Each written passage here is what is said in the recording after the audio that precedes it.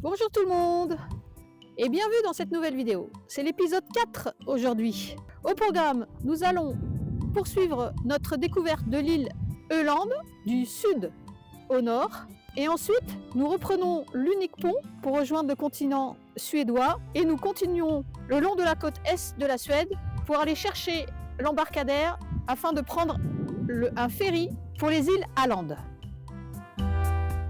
Aujourd'hui, nous allons jusqu'à la pointe sud de l'île où se dresse un phare. Il y a également de nombreux oiseaux et phoques par là-bas. Nous allons ensuite sur le site de la forteresse d'Eketorp, mais malheureusement fermée aujourd'hui. Construite autour de l'an 300-400, c'est une construction circulaire justifiée par le fait que le paysage est très plat ici et qu'une attaque peut venir de toutes les directions. Pause midi, Svarlov.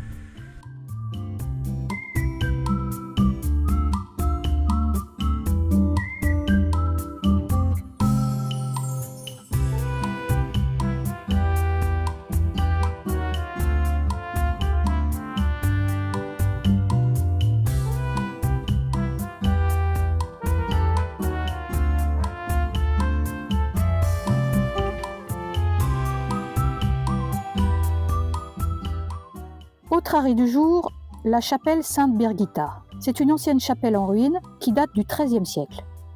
Et à proximité, on trouve une croix en pierre haute de 3,30 m et large de 1,90 m.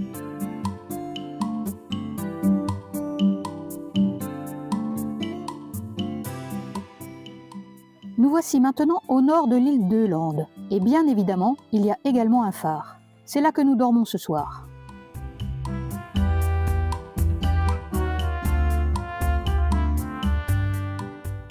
Aujourd'hui, la journée commence par un arrêt au château de Borgholm. Il est construit au XIIe siècle pour protéger le détroit de Kalmar et l'île d'Öland. Il est en ruine maintenant.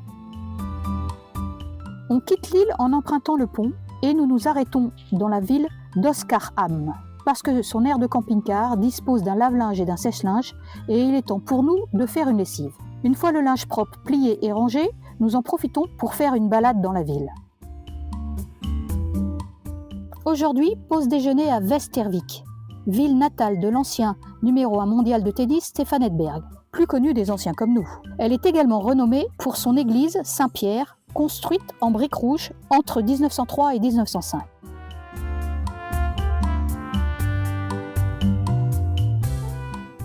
Et après cette belle journée, nous nous arrêtons à Stegebord. C'est ici que nous passons la nuit, sous le château en ruine construit au XIIIe siècle.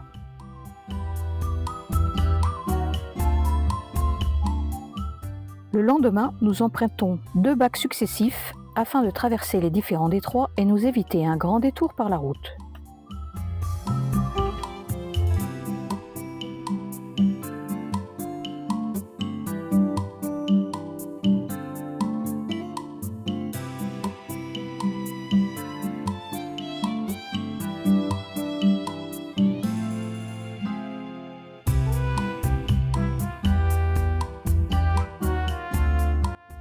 On se retrouve ici, on est à l'ouest de Stockholm, dans une petite bourgade et surtout dans une aire de camping-car tout confort.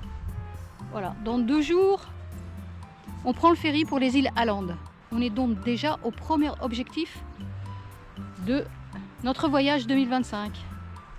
Mais pour l'heure, on va profiter de cet endroit, même si visiblement on a un souci de pression de pneus. Et en plus, on a un temps plutôt clément. Tout à l'heure, on est allé manger dans le petit resto là. Et c'était très agréable. Voilà. Et là, c'est noir de monde, hein, comme vous pouvez le constater. Et on ne sait pas où s'installer, vraiment. C'est bien le hors-saison pour ça. Hein.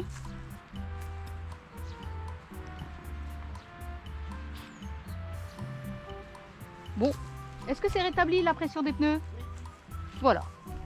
Problème découvert, problème réglé. C'est ça qui est bien, en fait. Allez, on vous laisse pour la suite de la vidéo.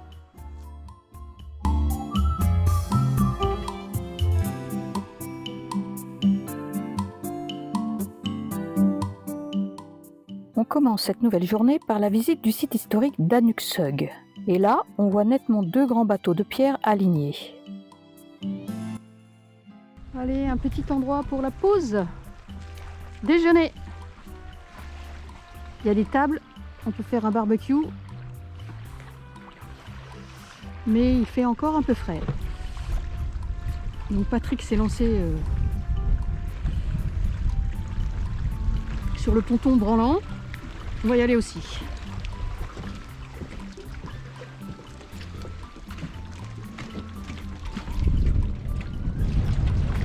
Dis donc, ça bouge beaucoup quand même. Ça s'enfonce. Donc là, visiblement, fais attention parce qu'en fait, il est détaché là, hein, le ponton. Donc s'il s'en va, tu t'en vas. Il est cassé. On s'est trouvé une zone d'attente pour le ferry de demain. On est bien. On va être tranquille là, je pense.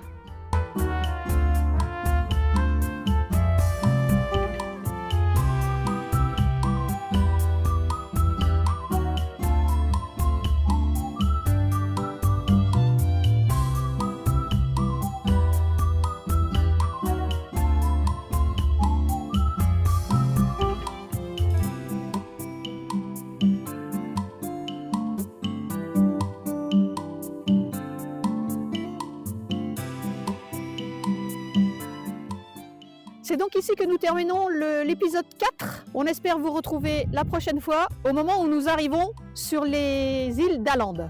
Juste après, je vous montre l'itinéraire qu'on a fait dans cet épisode.